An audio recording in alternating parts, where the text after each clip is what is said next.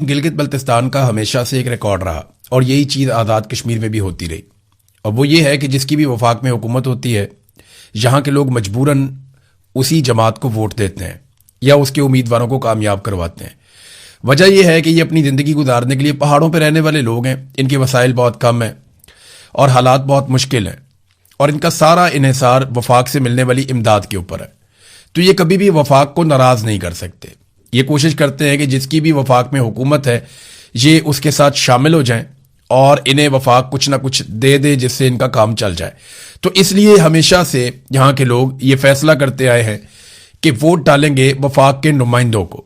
लेकिन इस मरतबा काफ़ी चीज़ें तब्दील हुई हैं। पाकिस्तान तहरीक इंसाफ ने जो पूरे पाकिस्तान में कंपेन की, पूरे पाकिस्तान के अंदर एक तब्दीली आई लोगों की सोच में और एंटी एस्टेब्लिशमेंट लोगों ने एक बयानिया अपनाया।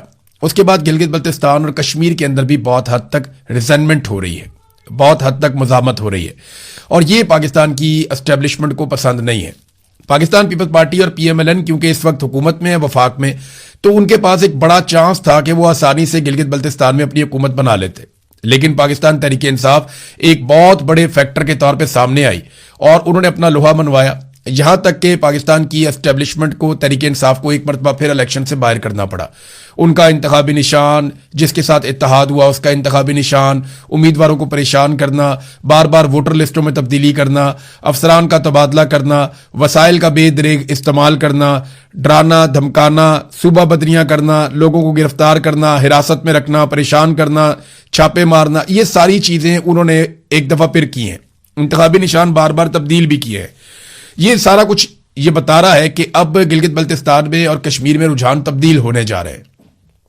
अब ऐसा नहीं है कि वो लोग वफाक की मोहताजी के ऊपर रहना चाहते हैं, वो एक आज़ाद और खुद मुख्तार जिंदगी गुजारना चाहते हैं और अपनी ऐसी हुकूमतें बनाना चाहते हैं जो उनके हकूक उन तक पहुंचाएं।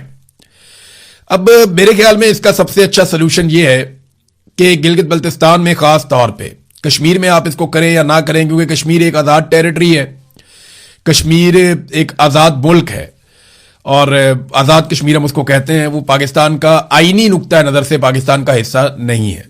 हमारा ये नारा है कि कश्मीर बनेगा पाकिस्तान, लेकिन आईनी नुक्ता नज़र से वो पाकिस्तान का हिस्सा नहीं है। वज़ीर दाखिला मोहसिन नकवी ये बात कह भी चुके हैं और उन्होंने ये बात एक धमकी के अंदाज में कही थी कि कश्मीरी पाकिस्तान के आईनी शहरी नहीं है। अगर वो एहतजाज करने आएंगे तो ये पाकिस्तान की रियासत के ऊपर हमला तस्वुर किया जाएगा और दहशतगर्दी के मुकदमात दर्ज किए जाएंगे। लेकिन आ जाए वापस अपनी बात पे। मेरे ख्याल में गिलगित बल्तिस्तान का इलेक्शन कम से कम पाकिस्तान के बिल्कुल साथ ही होना चाहिए। उसे सूबे का स्टेटस देना चाहिए, वहां से कौमी असेंबली के फिर मेंबर्स भी बनने चाहिए और गिलगित बल्तिस्तान का अगर वो आप नहीं कर सकते, मुकम्मल तौर पे उसे पाकिस्तान के साथ नहीं जोड़ सकते, एक मुतनाज़ टेरिटरी के तौर पे आप उसको देखते हैं, तो भी आपको कम से कम ये करना होगा कि उसका इलेक्शन पाकिस्तान के साथ ही हो जाए ताकि वहां के लोग आज़ादी के साथ अपनी राय का इजहार कर सकें, बजाय इसके कि वो वफाक की तरफ देखते रहे कि जिसकी हुकूमत वहां पे बनेगी या जो भी वहां पे मुसल्लत किया जाएगा हमें भी अपने ऊपर उसी को बैठाना है। तो ये चीज मुस्तकबिल में होनी चाहिए। अब इलेक्शन है कल के दिन में, आज रात को आप वीलॉग सुन रहे हैं। कल के दिन में गिलगित बल्तिस्तान के लोग फैसला करेंगे कि वो क्या सोचते हैं और उनके फैसले के बाद पाकिस्तान की मिलिट्री एस्टेब्लिशमेंट ये फैसला करेगी कि उन्होंने अपनी रविश तब्दील करनी है या तब्दील नहीं करनी। अब आ जाए जरा कश्मीर की जानिब नादरीन। आज़ाद कश्मीर में कई मुकामात पर एहतजाज शुरू हो गया है, गिरफ्तारियां भी शुरू हो गई हैं। गिरफ्तारियों के हवाले से आज़ाद कश्मीर के तर्जुमान जो IG के तर्जुमान है, उन्होंने एक स्टेटमेंट जारी किया और यह बताया कि 72 अफराद को गिरफ्तार किया गया है वहां पे आज़ाद कश्मीर में और साथ ही साथ ये भी कहा गया कि ये लोग शरपसंद हैं, कलदम तंजीम से इनका ताल्लुक है और इनके ताल्लुकात जो है वो गैर मुल्की अफराद से भी मिलते हैं। जब गैर मुल्की अफराद कहते हैं तो आपको डायरेक्ट आपका दिमाग जाता है कि शायद इंडिया के साथ मिलते हैं। ऐसा नहीं है, ये ओवरसीज पाकिस्तानी जो बाहर रहते हैं कश्मीरी बहुत बड़ी तादाद में, उनके साथ इनके रवाबित रहते हैं और उनके साथ इनके ताल्लुकात हैं। अगर इंडिया होता तो शायद वो ये कह देते, लेकिन वो तासुर यही देते हैं। आपको पता है पुलिस भी प्रोपेगेंडा में लग जाती है। वहां पे जो IG लगाया गया वो कैप्टन लियाकत को लगाया गया था। कैप्टन लियाकत की जहनियत का अंदाजा आप उनके इस एक बयान से लगा सकते हैं। ये जरा आप कैप्टन लियाकत साहब को सुनिए। मैं माजी में इनको जानता हूं अच्छी तरह और मैं बल्कि इनके भाई को भी जानता हूं, इनकी फैमिली को भी जानता हूं, ये अच्छे लोग हैं। लेकिन कैप्टन लियाकत साहब जो हैं, ये इनका एक स्टेटमेंट है जो माजी में, वो सुन के आपको आइडिया हो जाएगा कि किस जहनियत के आदमी को इस वक्त IG कश्मीर लगाया गया है। एक उसमें क्वेश्चन था कि पाकिस्तान के हालात कैसे ठीक हो सकते हैं। तो मैं पता नहीं ये इसके कॉन्सिक्वेंस क्या होंगे। मैं 1000 को बंदा मार दो ठीक हो जाएंगे। इंटरव्यू में बैठा हुआ चेयरमैन एफपीएससी के सामने यूनिफॉर्म में बैठा हुआ है, कप्तान कह रहा है कि 1000 बंदा मार दो। क्या बात। कहते हैं पता कैसे लगेगा कि 1000 मारना। मैं एजेंसियों को सारी डिटेल है, अच्छा। कौन किड्डा गंदा है कौन किड्डा चंगा है, ये डिसीजन करना है। हाँ मुझे कहते हैं आपको वजीर आजम बना दे तो आप क्या करेंगे। अच्छा मैं 1000 बंदा मारांगा। क्या बात है। मैं कहते हैं are you in your senses magic sir. ये हंस के बता रहे हैं एक इंटरव्यू में इस वक्त जो आईजी हैं कश्मीर के कि 1000 आदमी मार दें तो सब कुछ ठीक हो जाएगा। ये एक्चुअली दबाव डालने की बात कर रहे हैं और मावराए अदालत जो कत्ल किए जाते हैं उनको सपोर्ट कर रहे हैं हंसते हुए एंजॉय करते हुए। अब इस जहनीत के ऑफिसर को कश्मीर में लगाया गया है जो 1000 आदमी मारना चाहता है। हालात को ठीक करने का उसके पास सबसे बेहतरीन हल जो उसने अपने इंटरव्यू के अंदर कहा था वो यही है कि 1000 आदमी मार दिया जाए तो हालात ठीक हो सकते हैं, चीजें कंट्रोल हो सकती हैं।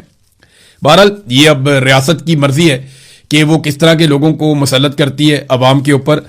और इसमें एक और अहम चीज है कि एक स्टेटमेंट आया उमर नजीर कश्मीरी की जानिब से।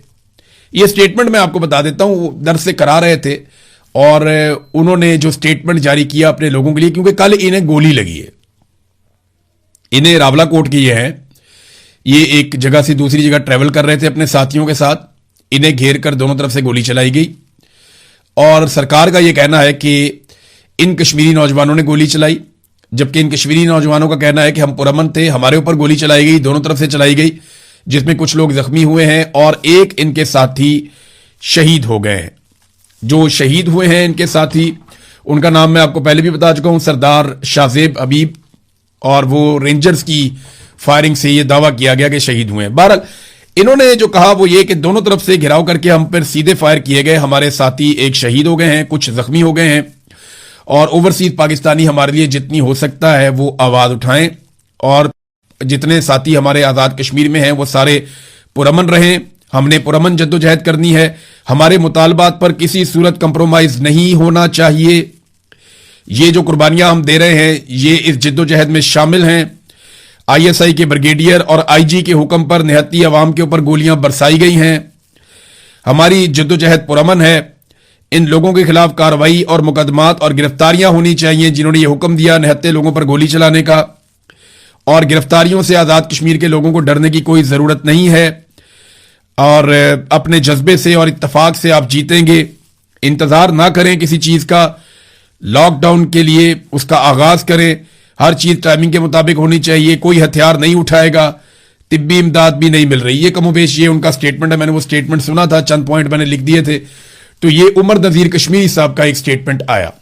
फिर एक जो बयान है वो आया है शौकत नवाज मीर साहब की जानिब से, जो एक अहम रहनुमा है ज्वाइंट अवामी एक्शन कमेटी के। वो ये कहते हैं कि आजाद कश्मीर पुंछ में उन्होंने सूरत-ए-हाल बताई कि बहुत ज्यादा कशीदा हो गई है मौजूदा हुकूमत की वजह से, और साथ उन्होंने ये भी बताया कि इंटरनेट सर्विसेज और तमाम सहूलियात हम कश्मीरियों से छीन ली गई हैं। मोबाइल और इंटरनेट बंदिश की वजह से सिर्फ ये ऑडियो पैगाम एक मैं जारी कर रहा हूं और ये पैगाम आप सबसे गुजारिश है कि हर तरफ फैला दें। सरदार शाहजेब हबीब कश्मीरी जो हैं इन्हें रेंजर्स की फायरिंग से ये शहीद हो गए हैं। शहीद के खून का बदला जरूर लिया जाएगा। मजालिम की वजह से हम अपनी जद्दोजहद से पीछे नहीं हटेंगे। हमारी जद्दोजहद पुरअमन और बुनियादी हकूक के लिए है और हम पे गोली चलाई गई है। ये अक़वाम मुत्तहिदा के चार्टर की खिलाफ वर्जी की गई जिसके मुताबिक बुनियादी अपने हकूक के लिए हम अपना हक इस्तेमाल करते हुए, ये हमारा बुनियादी हक है कि हम पुरअमन एहतजाज कर सके अपने बुनियादी हकूक के लिए, तो हम पे गोली चलाई गई। ये अक़वाम मुत्तहिदा के चार्टर की भी खिलाफ वर्जी है और ये हमारे हकूक की संगीन खिलाफ वर्जी है। ये जनाब शौकत नवाज मीर साहब का स्टेटमेंट है। तो कश्मीर की सूरत-ए-हाल नाज़रीन आपके सामने है। छापे गिरफ्तारियां जारी हैं। एक जगह पे वीडियो आई, वहां पे कुछ रहनुमाओं को गिरफ्तार करने की कोशिश की गई तो आवाम बहुत बड़ी तादाद में पहुंच गई और उन्होंने अपने लोगों को छुड़वा लिया। यह है नाज़रीन कश्मीर की सूरत-ए-हाल जो बिगड़ती चली जा रही है। गिलगित बल्तिस्तान में इलेक्शन है और कल उसके नताइज आना शुरू होंगे तो हमें पता चलेगा कि वहां पे आवाम के साथ क्या किया गया। तो जमहूरियत तो नाज़रीन पाकिस्तान में आखिरी सांसें ले रही है और जो पाकिस्तान में मुसल्लत रजीम है वो पाकिस्तानियों के लिए एक मुसीबत बना हुआ है। ये पाकिस्तान के वफाकी इदारे शुमारियात की जो कल की रिपोर्ट है वो जरा आप देख लीजिए। अच्छा, ये रिपोर्ट पाकिस्तान के वफाकी इदारा शुमारियात की अपनी रिपोर्ट है। ये रिपोर्ट ऐसा नहीं है कि किसी और ने बना दी है और देखें, जब पाकिस्तान का अपना सरकारी इदारा रिपोर्ट बनाएगा तो वो कम से कम ये तो कोशिश करेगा कि हुकूमत को कोई फेस सेविंग मिल जाए। फेस सेविंग के बावजूद जो उन्होंने आदादोशुमार जमा करवाए, वो आदादोशुमार क्या बताते हैं कि एक साल में, पिछले बजट से लेकर इस बजट तक, इस एक साल में शहबाज शरीफ और आसिम मुनीर साहब के रिजीम ने पाकिस्तानियों के ऊपर कितना बोझ डाला। सिर्फ चंद चीजों का मैं जिक्र करूंगा। ये वफाकी इदारा शुमारियात का डाटा है। वो कहते हैं जी, आटे की कीमत में 60% इजाफा हो गया, यानी जितने का आटा था उसमें 60% इजाफा हो गया। आज आटा 3,000 रुपए के आसपास मिलता है, 20 किलो का थैला। बाद औक़ात 2,800 का, 3,000 का, ये उसका रेट चल रहा है। कई जगह पे ज्यादा, कई जगह पे कम। लेकिन इमरान खान साहब के दौर में ये 1,100 रुपए का था और कहा जाता था बहुत महंगा, बहुत महंगा। आज दुगने से भी ज्यादा, 3 गुना के करीब कीमत पहुंचने वाली। बहरहाल, ये आटे की कीमत 60% एक साल में मजीद इजाफा हुआ है। बिजली की कीमत में जो इजाफा किया गया इस एक साल में, वो भी 60% है। एलपीजी की कीमत में जो इजाफा किया गया इस एक साल में, वो 57% से ज्यादा है। पेट्रोल की कीमत में जो इजाफा किया गया इस एक साल में, वो 50% के करीब है, उससे ज्यादा है। डीजल भी 50% के करीब इजाफा किया गया। ये नाजरीन कीमतों में इजाफा हुआ है गुज़िश्ता एक साल में पाकिस्तान में चीजों में, और बहुत सारी और चीजें हैं जिनमें इजाफा हो गया, और ये वफाकी इदारा शुमारियात की रिपोर्ट है। अब नाजरीन, पेट्रोलियम मसनूआत के ऊपर लेवी में मजीद इजाफा कर दिया, यानी पेट्रोल की लेवी को फिर से बढ़ा दिया गया पाकिस्तान में। और जो अब लेवी बढ़ाई गई है, इसके बाद जो पाकिस्तान में पेट्रोल की कीमत के ऊपर सिर्फ लेवी वसूल की जा रही है, वो 116 रुपए फी लीटर से जायद है। 116 रुपए फी लीटर से जायद सिर्फ लेवी वसूल की जा रही है। इसके साथ आप बाकी सारे टैक्सेस शामिल कर दें तो यहां पे पेट्रोल की 1 लीटर की कीमत जो इमरान खान साहब के दौर में थी, ये सिर्फ उतने टैक्सेस ले रहे हैं या उसके आसपास सिर्फ टैक्सेस ले रहे हैं पेट्रोल के ऊपर। जिन्होंने 70 रुपए लीटर का पेट्रोल पाकिस्तानियों को बेचना था, वो उसी पेट्रोल के ऊपर कम से कम 116 रुपए से जायद लेवी वसूल कर रहे हैं। अमीर आदमी को रिलीफ दिया जा रहा है आने वाले बजट में, यानी जो बड़े लोगों पे टैक्सेस में कमी हो रही है, जो एक्सपोर्टर्स हैं बड़े बड़े, उनसे 1% एडवांस टैक्स लिया जाता था। मेरे ख्याल में वो भी एक ज्यादती थी, लेकिन वो टैक्स खत्म किया जा रहा है। गरीब के ऊपर टैक्सेस बढ़ाए जा रहे हैं, अमीर के ऊपर टैक्सेस खत्म किए जा रहे हैं। तो ये अलीट क्लास के लोगों की हुकूमत है, अलीट लोगों के लिए है। अमीरों की हुकूमत, अमीरों के लिए हुकूमत, अमीरों के मफादात और गरीब आदमी को पीसने का सिलसिला जारी है। यह हुकूमत गरीब आदमी की बिल्कुल नहीं है। यानी आप अंदाजा करें कि पेट्रोलियम लेवी में मजीद इजाफा कर दिया है। और जब ये कमी करते हैं ना पेट्रोल की कीमत में, तो बड़ी बड़ी खबरें लगवाते हैं, 2-3 रुपए 4 रुपए कमी करते हैं, 5 रुपए कमी करते हैं। लेकिन जब इजाफा करते हैं पेट्रोलियम मसनूआत की कीमतों में, तो 50 रुपए 100 रुपए का इजाफा करते हैं। आलमी मंडी में पेट्रोलियम मसनूआत की कीमतें नीचे आने के बावजूद पाकिस्तानियों को वो रिलीफ नहीं दिया गया जो मिलना चाहिए था। दुनिया के किसी मुल्क में पेट्रोलियम मसनूआत की कीमतें इस तरह नहीं बढ़ाई गई। पाकिस्तान की हुकूमत ने ईरान और अमेरिका के बीच में होने वाली जंग को भी इस्तेमाल किया अपने मफाद के लिए, और उन्होंने पेट्रोल के ऊपर अजीबोगरीब किस्म के टैक्सेस लगाकर अवाम की जेबें काटी और बहाना बनाया कि जनाब पड़ोस में एक जंग हो रही है। तो ये तो इंडिया के लिए भी हो रही है, बांग्लादेश के लिए भी हो रही है, श्रीलंका के लिए भी हो रही है, अफगानिस्तान के लिए भी हो रही है, बाकी जितने ममालिक हैं अफ्रीकी, उन सब के लिए जंग हो रही है। अकेले पाकिस्तान के लिए तो नहीं हो रही, चाइना के लिए भी ये जंग हो रही है। लेकिन दुनिया के किसी मुल्क ने अपनी आवाम के साथ इतना जुल्म नहीं किया, इतने टैक्सेस नहीं लगाए जंग के नाम पे, जितने पाकिस्तानी हुकूमत ने लगा दिए। और ये डाटा के साथ मैं आपको बता रहा हूं, ये ऐसा नहीं है कि मैं हवा में बात कर रहा हूं, ये डाटा के साथ मैं आपको बता रहा हूं। नाजरीन, बड़े लोगों के लिए मैं आपको बता रहा था बजट है, तो जजों के लिए यानी जो आईनी अदालत के जज हैं या दूसरे जजेज हैं, इनके लिए बड़ी मुराहत रखी गई है। सुप्रीम कोर्ट के लिए 80 करोड़ रुपए से जायद के उनकी रिहाइशों की तज़ीन व आराइश और उनकी तामीर के ऊपर पैसा लगाया जाएगा। ये बजट रखा जा रहा है। बाद में आपको पता है, जैसे जैसे जरूरत पड़ेगी, जज जैसे जैसे काम आएंगे, उनके बजट के अंदर इजाफा भी होता चला जाएगा, और जितना वो चाहेंगे उतना उनको पैसा मिलेगा। और जो बजट बनाने वाली वजारतें हैं, ये एक बड़ी अजीबोगरीब खबर है नाज़रीन, मैं आपको देता हूं, और ये सिलसिला भी पुराना है, इसको रुकना चाहिए। जो बजट की तैयारी में जितनी भी वजारतें काम करती हैं, उन वजारतों के मुलाजमीन को 6 माह तक की तनख्वाहें इजाफी मिलेंगी। अब ये एक सवाल पैदा होता है कि ये क्यों किया जाता है। ये एजाजिया दर्जन से ज्यादा वजारतों के मुलाजमीन को पहले मिलता था मोहम्मद जीशान वान साहब के मुताबिक, और अब वजारत कानून और इंसाफ, कॉमर्स डिवीजन और AGPR को भी इसमें शामिल कर लिया गया है। सवाल यह पैदा होता है कि क्या इन मुलाजमीन को तनख्वाहें नहीं मिलती? क्या ये इन मुलाजमीन का ऑफिशियल काम नहीं है? जब आप इनसे बजट तैयार करवाते हैं तो आप 6 माह जितनी तनख्वाहें इनको क्यों देते हैं? क्या यह वजह है कि आप इनसे वो काम करवा रहे हैं जो आईनी और कानूनी नहीं है? क्या आप इनसे वो काम करवा रहे हैं जो आप नहीं चाहते कि दफ्तर से बाहर जाए और उसकी वफादारी खरीदने के लिए आप 6-6 माह के पैसे दे रहे हैं? तो सवालात तो उठेंगे। जब आप ऐसी हरकतें करेंगे तो इन हरकतों पर सवालात तो उठेंगे। एक और नादरीन डाटा है और द इकोनॉमिस्ट की रिपोर्ट है पाकिस्तान के हवाले से, अफसोसनाक रिपोर्ट है लेकिन आपके सामने मैं पेश करता हूं। Militant violence in Pakistan is the worst it has been in a decade. पिछले 10 साल में पाकिस्तान में इतनी दहशतगर्दी कभी भी नहीं हुई जितनी दहशतगर्दी इस वक्त पाकिस्तान में है। यह द इकोनॉमिस्ट ने पाकिस्तान के हवाले से डाटा जारी किया। उन्होंने लिखा आसिम मुनीर पाकिस्तान का मिलिट्री चीफ है और बाहर तो वो बड़ा काम दिखा रहे हैं, लेकिन पाकिस्तान के अंदर जो मिलिटेंट वायलेंस है वो बदतरीन शक्ल इख्तियार कर चुका है पिछली 1 दहाई में। अब ये जरा आप चार्ट देख लें जो जारी किया गया द इकोनॉमिस्ट की जानिब से।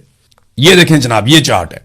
2017 में दहशतगर्दी के वाकयात ज्यादा थे और उसमें ज्यादा लोग शहीद हुए थे, इंसिडेंट भी ज्यादा हुए थे, इंजरीज भी ज्यादा हुई थी, शहादतें भी ज्यादा हुई थी। लेकिन फिर आप ये देखें कि 2018, 19, 20, 21, 22 ये जब इमरान खान साहब की हुकूमत आई तो दहशतगर्दी नीचे जाना शुरू हो गई।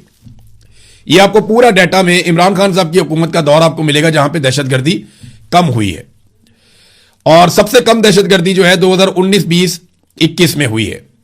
फिर 2022 में जब रजीम तब्दील कर दिया गया तो दोबारा से पाकिस्तान में दहशतगर्दों को बाई डिजाइन लाया गया, जिसके ऊपर बड़ा शोर भी मचा। हमने भी वीलॉग्स किए थे कि दहशतगर्दों को लाकर बसाया जा रहा है। तो फिर दहशतगर्दी ऊपर जाना शुरू हुई और ऊपर जाते जाते अब 2025 में जो हालत हो गई दहशतगर्दी के हवाले से पाकिस्तान की, वो ये है कि पिछले 10 साल के सारे रिकॉर्ड टूट गए हैं। बल्कि आप 10 साल छोड़ें, आप 15-20 साल के रिकॉर्ड भी निकालेंगे ना तो आपको दहशतगर्दी का ये रिकॉर्ड, इतनी ज्यादा दहशतगर्दी आपको बहुत कम मिलेगी। दहशतगर्दी के कोई 1250 इंसिडेंट जो बड़े नंबर हैं वो रिपोर्ट हुए हैं। जो शहादतें हैं वो बहुत बड़े पैमाने पर रिपोर्ट हुई हैं, यानी 750 के करीब लोग जो यहां पे डाटा बता रहा है वो शहीद हुए हैं इन वाकयात में। तो ये यहां पे तवज्जो होनी चाहिए थी आसिम मुनीर साहब की और एस्टेब्लिशमेंट की और एजेंसियों की, लेकिन यहां पे बहुत बड़ा एक फेलियर है और पाकिस्तान की बदनामी हो रही है। जब किसी मुल्क में दहशतगर्दी होती है तो वहां पे लोग सरमायाकारी नहीं लेकर आते और यही एक वजह है कि सरमायाकारी जो बैरून मुल्क से आती है वो 82% मजीद कम हुई है गुज़िश्ता 2 सालों में। नादरीन, ये कहने में कभी बुरा भी लगता है लेकिन पाकिस्तान के मुकाबले में इंडिया में डेमोक्रेसी कुछ ज्यादा है। आप सोच सकते हैं कि कोई शख्स पाकिस्तान की हुकूमत के ऊपर तनकीद करे बैरून मुल्क बैठकर और पाकिस्तान की हुकूमत और उसकी पॉलिसीज के खिलाफ बात करे और रिएक्शन दे और फिर वो बड़े आराम से पाकिस्तान में आ जाए और से कोई कुछ ना कहे। ये नहीं हो सकता पाकिस्तान में। लेकिन यहां पे इंडिया में आपको पता है काकरोच जनता पार्टी एक बनी थी। वहां के सुप्रीम कोर्ट के जस्टिस ने एक स्टेटमेंट दिया, नौजवानों को काकरोच से तशबीह दी और उन्होंने काकरोच जनता पार्टी बना दी।